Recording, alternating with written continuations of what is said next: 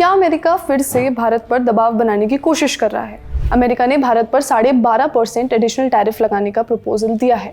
Interesting बात यह है कि जब ये टैरिफ वाला प्रपोजल आया, इसी वक्त अमेरिकी ट्रेड डेलीगेशन दिल्ली में बैठकर भारत के साथ ट्रेड डील को फाइनलाइज कर रहे हैं।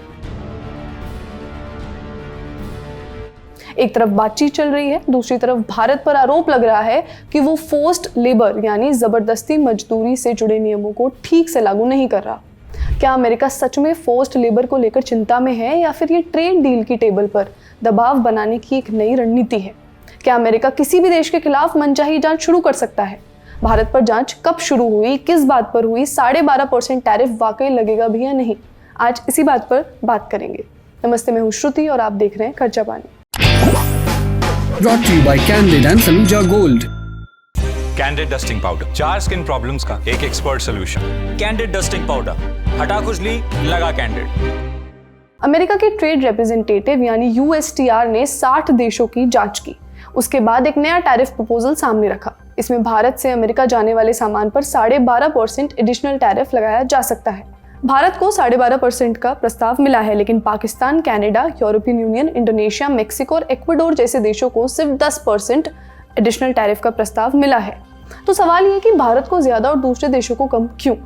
USTR का तर्क है कि जिन देशों ने फोर्स्ड लेबर से बने सामान के इंपोर्ट पर रोक लगाने का अरेंजमेंट बनाया हुआ है या ऐसा करने का वादा कर रहे हैं, उन्हें 10% वाली कैटेगरी में रखा गया है, जबकि बाकी देशों को 12.5% वाली कैटेगरी में। और यहीं से कहानी सिर्फ टैरिफ की नहीं रह जाती, कंपेटिटिव टैरिफ की बन जाती है। मान लीजिए अमेरिका को 100 रुपए की टी-शर्ट खरीदनी है। भारत भी बेच रहा है, बांग्लादेश भी, वियतनाम भी, पाकिस्तान भी। अगर भारतीय टी-शर्ट पर ज़्यादा टैरिफ लग जाए और दूसरे देशों की टी-शर्ट पर कम, तो अमेरिकी खरीदार किसकी तरफ जाएगा? जाहिर है जिसकी टी-शर्ट सस्ती होगी। यानी कई बार टैरिफ सिर्फ टैक्स नहीं होता, रेस शुरू होने से पहले पैर में बांधे गए एक्स्ट्रा वजन की तरह होता है। इसीलिए भारत इस समय सिर्फ कम टैरिफ की बात नहीं कर रहा, भारत कंपेटिटिव टैरिफ की बात कर रहा है। यानी अगर अमेरिका बाजार खोल रहा है तो भारतीय सामान को अपने कंपेटिटर देशों के मुकाबले नुकसान नहीं होना चाहिए। रॉयटर्स के मुताबिक भारत को टैरिफ रेट, सेक्शन 301 जांच के इफेक्ट और अपने कंपेटिटर्स के मुकाबले कंपेटिटिव टैरिफ पर अमेरिका से डिस्कशन करना है। हम धीरे धीरे जानेंगे कि सेक्शन 301 क्या है और क्यों इस पर डिस्कशन करना जरूरी है। लेकिन अमेरिका ने भारत के खिलाफ जांच शुरू की ही क्यों? इसके लिए हमें जाना होगा मार्च 2026 में। 11 मार्च और 12 मार्च 2026 को USTR ने भारत समेत कई देशों के खिलाफ 2 अलग अलग सेक्शन 301 इन्वेस्टिगेशन शुरू की। पहली फोर्स्ड लेबर को लेकर, दूसरी इन्वेस्टिगेशन एक्सेस इंडस्ट्रियल कैपेसिटी को लेकर। अमेरिका का कहना है कि कुछ देश अपनी घरेलू जरूरत से कहीं ज्यादा प्रोडक्शन करते हैं। USTR ने दावा किया कि भारत की सोलर मैन्युफैक्चरिंग कैपेसिटी उनकी घरेलू मांग से लगभग 3 गुना है। इसके अलावा steel, textile, petrochemicals, health, construction और ऑटोमोबाइल सेक्टर का भी जिक्र किया। अमेरिका का आर्गुमेंट ये है कि जब कोई देश जरूरत से ज्यादा प्रोडक्शन करता है तो उसका सामान ग्लोबल मार्केट में फ्लड कर जाता है और अमेरिकी सामान पर दबाव बढ़ता है। भारत का सबसे भरोसेमंद Saluja gold TMT bars. Saluja gold TMT। अब सही पकड़े हो कॉन्ट्रैक्टर बाबू, मजबूती सब कुछ है। दूसरी जांच फोर्स्ड लेबर से जुड़ी थी। उनका कहना है कि भारत के पास ऐसे सामान के इंपोर्ट को रोकने के लिए कोई प्रॉपर लीगल अरेंजमेंट नहीं है जो दुनिया के किसी तीसरे देश में फोर्स्ड लेबर से बनाए गए हों। विवाद भारतीय एक्सपोर्ट्स पर नहीं है, भारतीय इंपोर्ट करने के रूल्स पर है। लेकिन ये सारी जांच मार्च 2026 में ही क्यों शुरू हुई? फरवरी 2026 में अमेरिकी सुप्रीम कोर्ट ने ट्रंप एडमिनिस्ट्रेशन के कई ग्लोबल टैरिफ्स को झटका दिया था। आपको पता ही है, 25% प्लस 25% लास्ट ईयर इंडिया पे भी टैरिफ लगाया गया था। यानी जिस रास्ते से ट्रंप दुनिया भर पर टैरिफ लगा रहे थे, उस रास्ते पर अदालत ने सवाल खड़े कर दिए और उसके कुछ ही हफ्तों बाद सेक्शन 301 इन्वेस्टिगेशन शुरू हो गई। अब कोई ऑफिशियली ये नहीं कह रहा है कि दोनों चीजें जुड़ी हुई हैं, लेकिन कई ट्रेड ऑब्जर्वर्स और एक्सपर्ट्स इस टाइमिंग को बहुत ध्यान से देख रहे हैं। उनका कहना है कि जब एक रास्ता मुश्किल हुआ तब अमेरिका ने दूसरा रास्ता इस्तेमाल करना शुरू किया।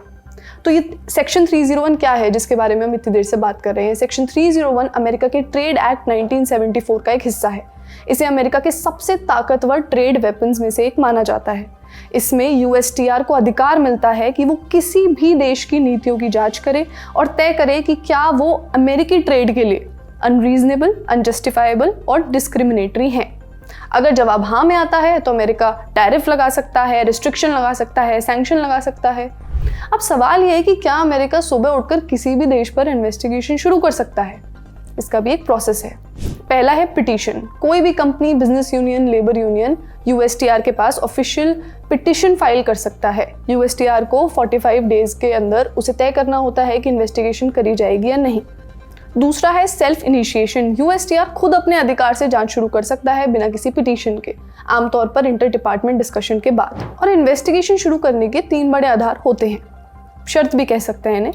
पहली ये कि व्यापार समझौते का उल्लंघन, दूसरा है अनुचित यानी अनजस्टिफिएबल काम, तीसरा है भेदभावपूर्ण यानी अनरीजनेबल पॉलिसी। लेकिन सेक्शन 301 की कहानी सिर्फ कानून की कहानी नहीं है, यहीं से कहानी नेगोशिएशन की बन जाती है।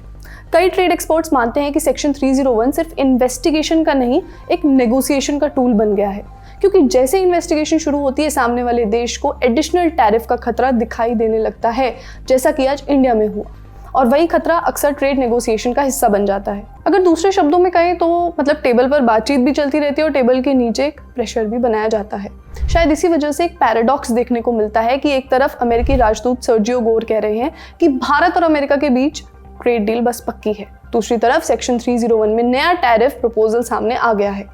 इसे एक्सपर्ट से समझते हैं। देखिए, ये जो यूएसटीआर ने जो बोला है, ये ट्रेड डील पे प्रेशर डालने की क्लासिक टेक्निक है। अब देखिए, टाइमिंग देखना भी बहुत ज़रूरी है।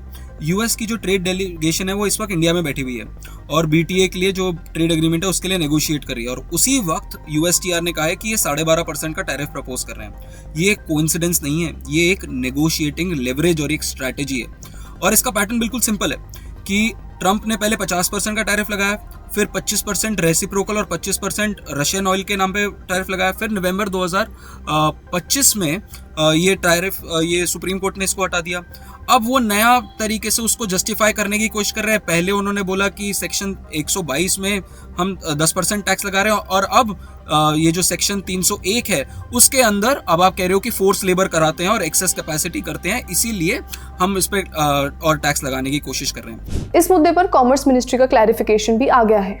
कॉमर्स मिनिस्ट्री का कहना है कि जिन सामानों पर पहले से अमेरिका ने अलग नियमों के अंदर टैरिफ लगा रखा था, उन्हें इस नए टैरिफ से बाहर रखा गया है। इसके अलावा कपड़े और गारमेंट इंडस्ट्री के लिए भी एक खास अरेंजमेंट किया गया है। इसमें कुछ देशों से एक स्पेसिफिक क्वांटिटी तक अमेरिका आने वाले कपड़ों को कम टैरिफ पर एंट्री मिल जाएगी।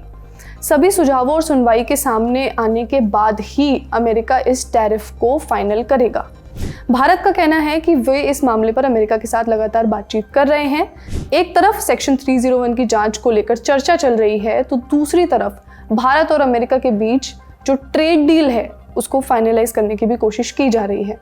केंद्रीय मंत्री पीयूष गोयल का कहना है कि फरवरी में जो अनाउंस हुआ था फ्रेमवर्क, उसके बाद ज्यादातर मुद्दों पर एग्रीमेंट हो चुका है, छोटी छोटी फॉर्मेलिटीज बची हैं। इंडिया सिर्फ ट्रेड डील नहीं कर रहा है, इंडिया फ्यूचर के टैरिफ रिस्क को भी मैनेज करने की कोशिश कर रहा है।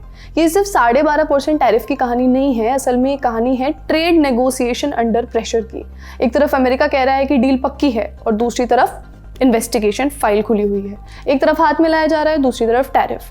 आप इस बारे में क्या सोचते हैं, हमें कमेंट्स में बताइए। आज का खर्चा पानी तक अपना ख्याल रखिए और देखते रहिए द ललन टॉप। शुक्रिया।